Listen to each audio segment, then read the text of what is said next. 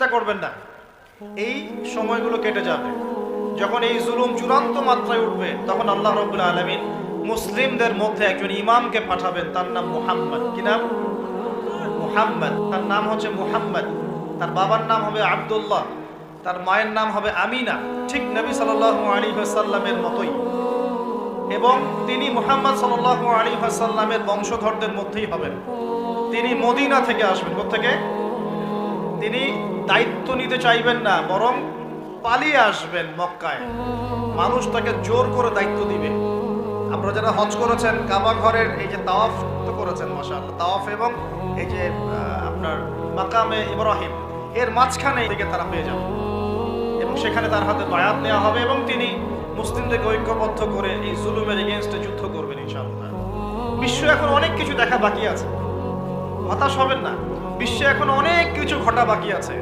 মহামারী হয়েছে, জালজালা হবে, আল্লাহ পাকের আযাব গজবগুলো আসবে, নৈতিকতার অবক্ষয় হবে, জুলুম বাড়বে, ঘরে ঘরে ফিতনা ছড়িয়ে পড়বে।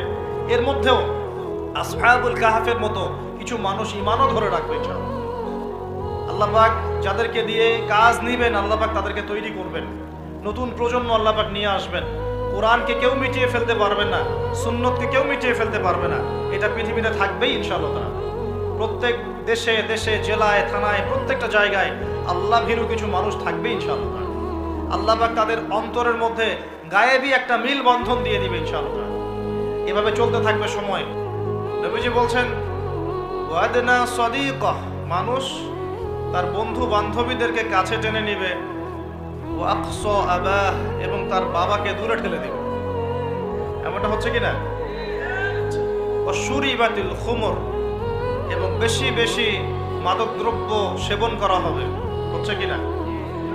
এখনকার যুবকদের অন্যতম প্রধান সমস্যা কি বলেন? মাদকদ্রব্য নয় কি? মাদক। আর মাদকের চেয়ে একটা ভয়াবহ মাদক আছে, মাদকের চাইতেও একটা ভয়াবহ মাদক আছে। তার নাম হচ্ছে পর্নোগ্রাফি। তার নাম কি? পর্নোগ্রাফি, অশ্লীল ছবি দেখা। এটাও একটা মাদক। কারণ বর্তমান বিজ্ঞান বলছে, যখন কোনো ব্যক্তি পর্নে আসক্ত হয়, তখন তার মাথা থেকে ডোপামিন নির্গত হয়। কি বের হয়? ডোপামিন। আর যখন কোনো ব্যক্তি মাদকাসক্ত হয়, তখনও তার মাথা থেকে ডোপামিনই বের হয়। এটা উত্তেজক, আপনাকে ওই বিষয়টার প্রতি উদ্বুদ্ধ করবে।